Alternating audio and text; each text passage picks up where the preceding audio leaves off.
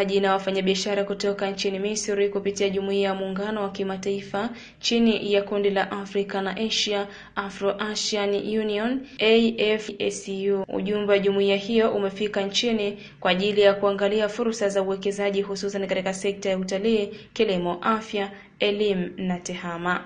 Akiongea wakati wa kikao na wawekezaji hao Oktoba 7, 2021 mjini Dodoma, Waziri wa Nchi Ofisi ya Waziri Mkuu Mheshimiwa Godfrey Mwambe amewahakikishia wawekezaji hao kuwa ofisi hiyo ibu shughuli za uwekezaji wanazokusudia kuzifanya hapa nchini kwa kuweka mazingira wezeshi kwa wawekezaji hao. Aidha, Mheshimiwa Mwambe amebainisha kuwa wito wa Rais wa Jamhuri ya Muungano wa Tanzania Mheshimiwa Samia Suluhu Hassan ni kuwataka wawekezaji waje kuwekeza katika sekta yoyote walio na uwezo wa kuwekeza nchini.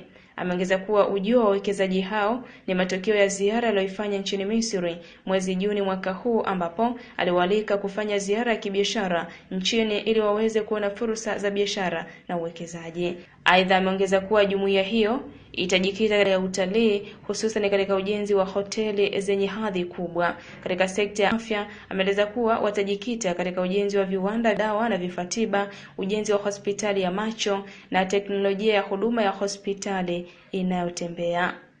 Dr. Hossam amebainisha kuwa wanao mpango wa kuandaa maono kubwa maalum ya biashara na uwekezaji hapa nchini. Kwa upande wake, rais wa jumuiya hiyo Dr. Hossam Darwish ili kuweza kuchochea uwekezaji wenye tija. Aidha, ameeleza kuwa jumuiya hiyo inayo teknolojia ya kisasa ya usindikaji taka. Kikao hicho kimehudhuriwa na maafisa kutoka Ofisi ya Waziri Mkuu Uwekezaji, Wizara ya Mambo ya Nje na Ushirikiano wa Afrika Mashariki pamoja na ubalozi wa Misri.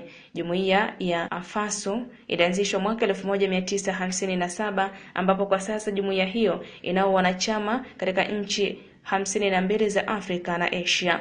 Miongoni mwa malengo ya jumuiya hiyo ni kuunganisha nchi za Afrika na Asia katika sekta ya elimu, uwekezaji na biashara, kutafuta mitaji na kutekeleza miradi kati ya sekta binafsi na serikali.